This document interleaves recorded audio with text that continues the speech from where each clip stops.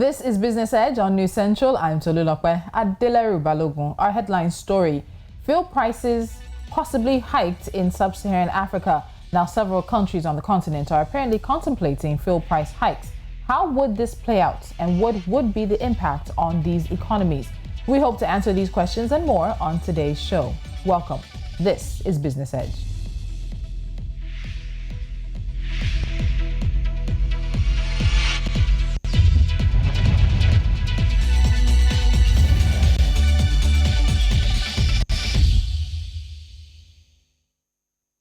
The Independent Petroleum Marketers Association of Nigeria, IPMAN, is urging the Nigerian government to return subsidy to premium motor spirit, PMS, since the landing cost has increased to 180 naira per litre.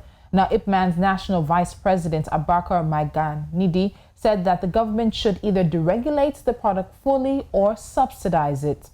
When asked whether there was an upward review of the pump price, he said that most of the private depots are selling petrol for between 160 and 164 naira per litre instead of 148 naira per litre.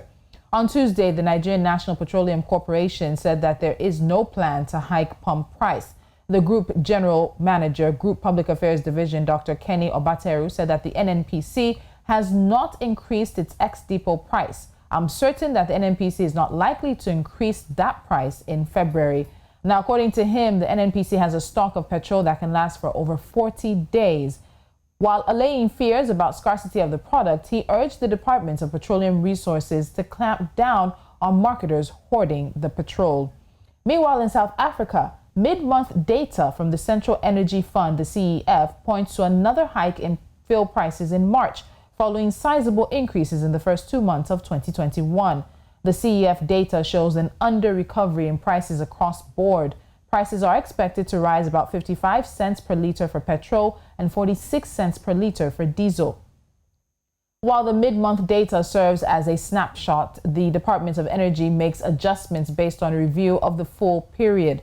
Furthermore, the outlook can change significantly before month end. Mid-month prices provide a strong indication of moving trends. Prices are affected by two main components: the rand-dollar exchange rate and changes to international petroleum product cost, largely driven by oil prices. Now, in mid-February, the rand-US dollar exchange rate was contributing to an over-recovery of around 8 cents per litre. However, rising international product prices are contributing to an under-recovery of around 64 and 54 cents per litre to the under-recovery for petrol and diesel, respectively, causing the deficit.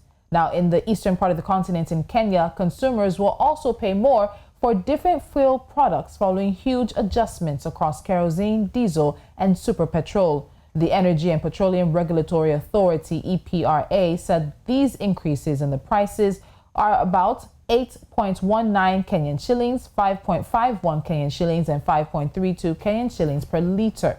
These changes took effect from midnight on Sunday. Now, according to the EPRA, the changes in this month's prices are a consequence of the average landing cost of imported super petrol, which is increasing by about 20.93% from $323.52 per cubic meter in December to $391.24 per cubic meter in January of this year. Now, joining me on Business Edge is Nnamdi Nwizu. He is the co-managing partner, Comercio Partners, and we're going to break down what's happening in some of the continent's largest economies and how this can affect the economic recovery. Nnamdi, thank you once again for being our guest here on Business Edge. My pleasure. All right, so let's look at this. The increase in the pump price of fuel is seemingly happening across the sub-Saharan regional continent, or the subcontinent as it may be. What are the factors that are leading governments to either consider this or to go ahead and implement these fuel price increases? So I think for most governments, you have to look at how much they can afford when it comes to subsidy. We all know that most governments have had their revenues hit pretty hard considering COVID effects on the economy over the last 1 year or thereabouts. But at the same time, you have also your impoverished masses that have suffered based on economies being shut down and all the ripple effects of having COVID ravage all these various countries. So I think for most countries, you have to look at it and you have to basically sit down and do their own analysis and and ask themselves how much exactly they can afford with regards to subsidy. Some might decide, look, we're not going to subsidize petrol, because if we subsidize the cost of petrol, then even those who do not require subsidy end up benefiting from it. So some might decide to possibly go the route of the US, where you just have stimulus checks paid out to people that they believe require stimulus or require assistance, and leave the price as it is. But we know that most of these countries basically are in pretty dire situation to seeing debt balloon up, especially for the oil-producing countries. We've had people talking about debt relief. And one of the major things that we know that most of these international organizations ask for when it comes to debt relief is to ask you to remove your subsidy, because they don't want a case where it ends up being that all they are doing is relieving, is more or less helping you subsidize your crude oil, your petrol prices. Very true. So you've mentioned subsidy already, and it was getting to my next question. And we've heard a number of people advocate for the deregulation of Nigeria's petroleum sector in particular. But in terms of these countries now, how deregulated are the petroleum industries in Nigeria, Kenya, and South Africa? Now, we do know in Nigeria particularly, they said they've removed subsidy, but there are some who said there's still some form of subsidy. Now we're hearing from IPMAN's national chair that they should bring it back, or they should allow them to fully decide the prices they want to put on things. So how deregulated are the petroleum industries in Nigeria, Kenya, and South Africa? So if you talk about subsidy in Nigeria, we've seen data come out recently that the current landing price is somewhere between 170 and 180. So which means that ideally they should be selling at about 190, 195 if you were to add the profits required. So if you look at that, then definitely you would say there seems to be some, well, we won't call it subsidy, they will call it under recovery or thereabouts, or use some language around it, even though we know at the end of the day, it still boils down to subsidy. And yes, we've heard the NNPC say that they're not going to increase prices in February. But note, they said in February, they didn't say we're not going to increase prices at all. And so February ends. And February ends in just a few days. So you might see more of the increase take effect from March. But definitely, subsidy really needs to go. I mean, I would commend the government for finally deciding to remove subsidy on petroleum products. I know it's a tough bullet to bite, but the truth about it is that it was fraught with so much fraud and also a lot of inefficiency. And right now, if you look at it, you just have one major importer of petrol into Nigeria, and that's the NNPC, which isn't sustainable. If you want to have proper subsidy, really, in my own view, then the government should even forget about pricing the petrol, the price of petrol, or giving their advice. Just let it trade the way you have diesel trading, and different importers can bring in AGO and sell, or bring in jet fuel and sell. Just let people bring in petrol, let them decide the prices, but ensure that you don't have any sort of collusion between marketers to set prices. Make sure you have good, strong regulatory framework that ensures that that doesn't happen, and then let it trade. We've seen what happened with the cost of phone calls, telecoms. SIM cards started with about 20,000 or thereabouts. Phone calls were so expensive, but now you get SIM cards for free. So it's basically the same thing that would happen. And if you look at South Africa and Kenya, it's obvious from what we've seen in South Africa that they seem to have some sort of subsidy going on right now. But I expect them, because I know that South Africa's economy is going through trying times, I would expect them to adjust their prices. And the same with Kenya too.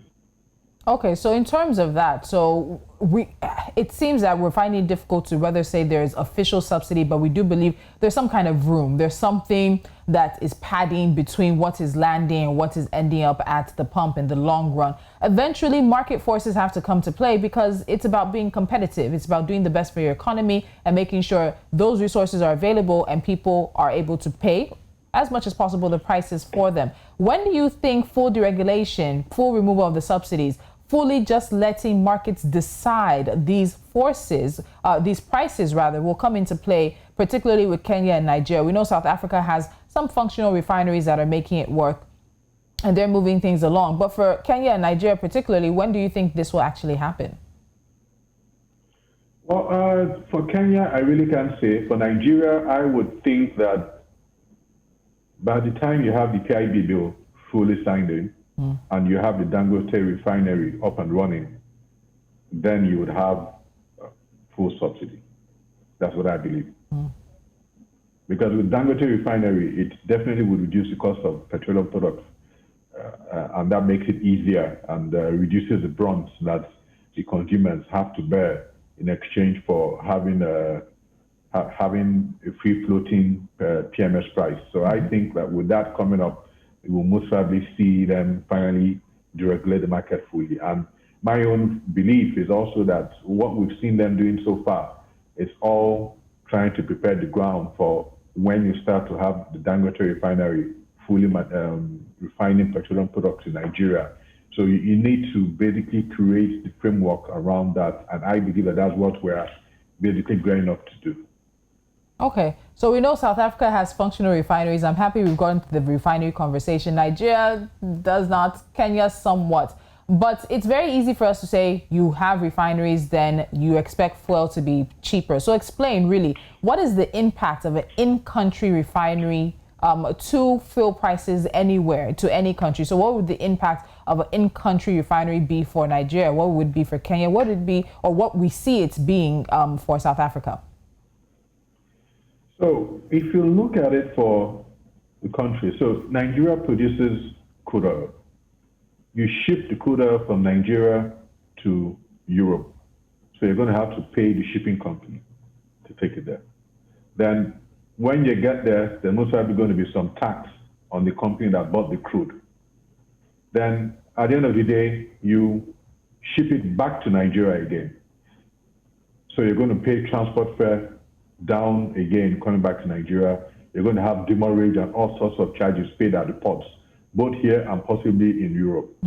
I'm not sure exactly how much that amounts to, but I don't see it being less than about 20% of the cost of PMS if you consider what taxes will be and co in various countries. So if you have local production, right, of petroleum products, it definitely reduces or knocks off all those attendant costs that you would have typically producing when you have to end up shipping it out and bringing it back into the country once again. And the same thing with Kenya, the same thing with South Africa. For them, it's cheaper. For me, I wonder why Nigeria still focuses on going to Europe versus refining within Africa. I mean, we've seen that Kenya has excess capacity right now for their refineries. So for us, I think it would be cheaper if we consider the distance from here to Kenya and bringing it back here, and also contributing after coming into play, which basically tries to streamline and reduce taxes across the whole continent.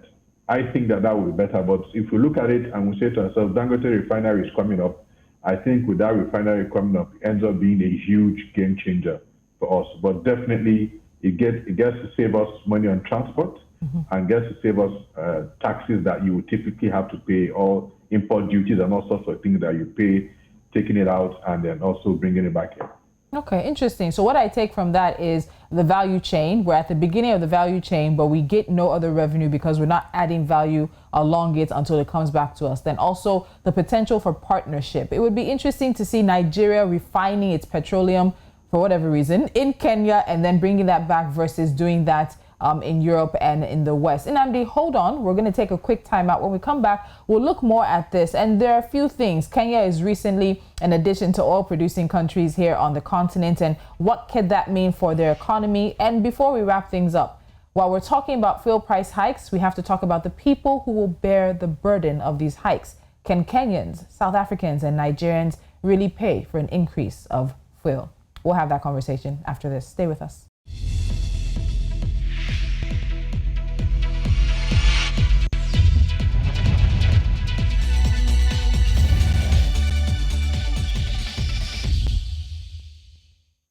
You're watching Business Edge right here on News Central. My guest, a co-managing partner of Comercio Partners, Nnamdi Nwizu, and we're talking about fuel price hikes on the continent. We've looked at who is involved, Nigeria, South Africa, and Kenya primarily, and also looking at conversations around deregulation, subsidy, and of course, refineries as well. Nnamdi, so we continued that conversation on refining, and we know that Kenya has recently just joined oil-producing countries here on the continent, but capacity doesn't seem to be enough to satisfy the needs of Kenyans, to satisfy the needs of the country. What do you think Kenya needs to do to step it up? Very quickly, in fact, because there are people outside waiting to provide these things. So you have this product internally. How can Kenya make the best use of it and as quickly as possible? So, I mean, it's simple. Like I mentioned earlier, we had AFTA that has come in, and AFTA is supposed to smooth trade between African countries. So it's just basically Nigeria sitting down with Kenya and saying to them, look, you have crude, but you don't have enough to satisfy your refining capacity. Let's export crude to Kenya. Let's have you refine and let's bring it in, whilst we wait for the Dangote refinery to come on board. You have to note that once that refinery comes on board, we'll be producing more than we need in Nigeria, and we'll end up having to export some of it. But I think that I think that after coming in has made things, or should be making things so simple, making things much smoother for everybody. And I don't see why they shouldn't visit that conversation. As long as we're sure of the quality of what is coming out from their refineries, as long as we're sure that it meets the kind of quality that we require in Nigeria, and also that they refine the type of crude produced in Nigeria, Bonny Light, versus that is not basically structured to refine a different type of crude, then why not? You've mentioned the Dangote refinery a few times, and you've also mentioned now that it will have capacity to satisfy all the needs of Nigeria, hopefully, we know. We've also heard that there are plans to sell that crude or to sell the refined products outside of the country. How does it feel hearing that this private refinery is coming online way before government refineries have been able to turn themselves around, will be able to satisfy the needs of the nation as it would be, meaning that the country or the government has lost revenue yet again because they've not been able to turn around their own refineries? What do you think about that? It's just a situation that for many years has stumped people. Well, I think it's basically the inefficiency that you see in government, not just in Nigeria, but around the world. But Nigeria more so, it's a bit worse. Government really has no business in running businesses, basically, right? They shouldn't be running such corporate institutions. And that is what you have seen with refineries. Not just refineries, but almost everything that you've seen the government run. What the government should do, really, or should have done a long time ago, should have been some sort of public-private partnership. So sell a stake in refineries, get private people to manage it. The challenge you have is that there seems to be so much corruption that has gone on around the refineries, right? And some people, I think, seem to be benefiting from the fact that refineries are not working properly. We've had so many turnaround maintenance with these refineries, and they finish one 6 months, 1 year, 2 years later, they're talking about another turnaround maintenance. It's obvious that there are people benefiting from this. And refineries are old, they need major work. So for the government, what they should do is to sit down and say, look, how can we partner with private institutions? Take over this refinery, give us a 40 or 51% stake, take 49% stake and come in and run this efficiently, turn it around and let's start to produce. And that's what government should be doing. So it's not surprising that you see a corporate able to set up a refinery. Well, we believe they're going to be set up fully. We know they're still in the process. But it's not surprising that you see a private individual or you see corporate institutions able to do this effectively. That is what they are built for. They think about capitalism, right? They're capitalists, not governments that try to run a bit of like a socialist agenda and end up not being able to run this efficiently. If you look at the rail lines, it's fantastic that they're doing rail lines, but there are stories around subsidized cost of tickets. As you say to yourself, look, if you built a project, rail lines, and you budgeted that you would make your money back maybe in 20 years or 30 years to pay down the loan, and then you start subsidizing the cost of the tickets, that affects your ability to pay back, affects your ability to run the rail lines effectively. And it still boils down to the same thing here. They need to have people who have run refineries for years, and you have them all over the world come in, take over your refinery for you, and run it efficiently. Okay, there's something I'll ask you about there, because when you talk about subsidizing the cost of tickets, it comes to a conversation about whether or not populations and citizens of many of these economies can afford the actual and true real prices of some of these products. But before that, what is it about demand from the US and from Europe that affects pump price in Africa? Unfortunately, we are not able to influence these things as much as we would like to. So for many people, they want to understand, what is it about demand, lack of it, more of it, just steady demand in both Europe and in the US outside of the continent that affects pump price here on the continent?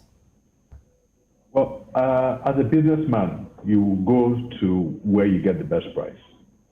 Considering the fact that a lot of the petroleum products are refined outside of Africa, so Europe and America and co., it is natural that whoever it is that is refining those products will go to where they can get best value, right?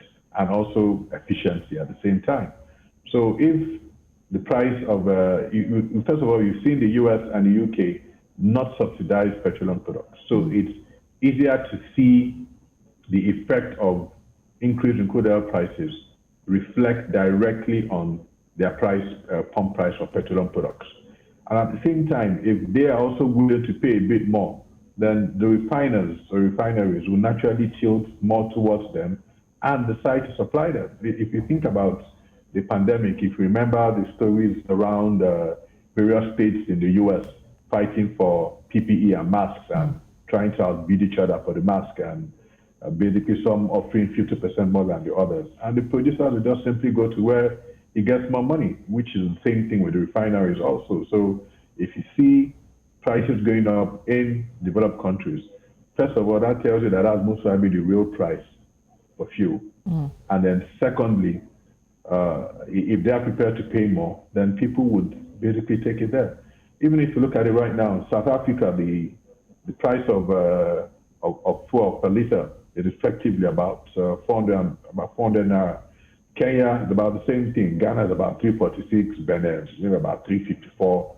Nigeria is still at 165, 170. Am I complaining? So that tells you that. Oh, some technology getting into the conversation with us there. We are talking to the co-managing partner of Comercio Partners, and we're looking at fuel price hike. Now, of course, it has been announced for South Africa and for Kenya, but according to the NNPC, as of February, which ends next week, there are no plans for the NNPC to increase fuel pump price. Regardless of that, particularly in Lagos in the past few days, motorists have seen an increase, or rather we've seen motorists queuing more. So there are allegations that private petroleum fuel stations are actually hoarding the product in anticipation of that increase. And then, of course, people are also worried about the potential for scarcity. So there have been some queues, particularly in Lagos, not all over the city, but you have seen them in a few places. But at the end of the day, the biggest question is, can the citizens of these economies afford those prices going up? And I like the fact that Nnamdi pointed out that the real cost, the real price of petrol for many of us is not what we're actually paying. In South Africa, about 400 rand, or the equivalent about 400 naira.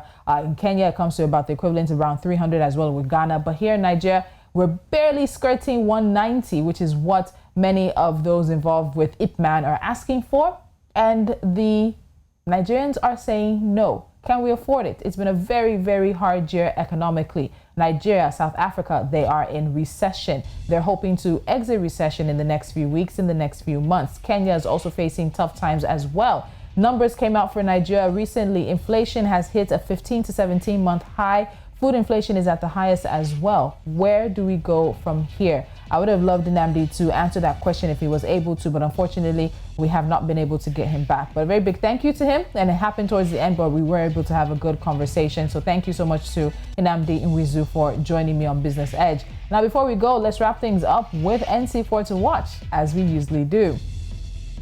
The South African Federation of Trade Unions says that it will embark on a strike action around the country next week in response to a number of economic problems facing the country. The union is the second largest of the country's main trade union confederations, with 21 affiliated trade unions organizing 800,000 workers. The strike is expected to start on February 24th, the same day as Finance Minister Tito Mbowen's budget speech. The Director General of the National Automotive Design and Development Council, Jelani Aliyu, has announced that Nigeria's automobile testing centers in Lagos, Enugu, and Zaria should be up and running this year. Kenya Airways' total bailout has skyrocketed to 35 billion Kenyan shillings after the government announced plans to offer the airline an additional 26.5 billion shillings shareholder loan. The loan will be channeled through the National Treasury Investment in Public Enterprises, in addition to the 8 billion Kenyan shillings directly from the Treasury and the 2 billion Kenyan shillings from the Transport Ministry. These bailouts seek to ease the effects of the pandemic that have caused a slump in global travel demand. And finally, Ghana plans to broaden the scope of its telecommunications licenses so mobile operators can have more spectrum available for internet use, which then lowers data costs for consumers. Ghana currently sells licenses that are spectrum specific. Communications Minister Designate Ursula Owusu-Okufo said that the technology is tied to the spectrum that you can use. She was answering questions from lawmakers on Monday in Ghana as part of her reappointment process. And that's it on this edition of Business Edge. Don't forget to follow us on social media. We are at News Central TV. You can also head to our website. You can look us up on YouTube and download our mobile app on Play Store and Apple App Store. And you can watch us live on StarTimes channel 274. Until next time, I'm Tolulope Adeleru-Balogun.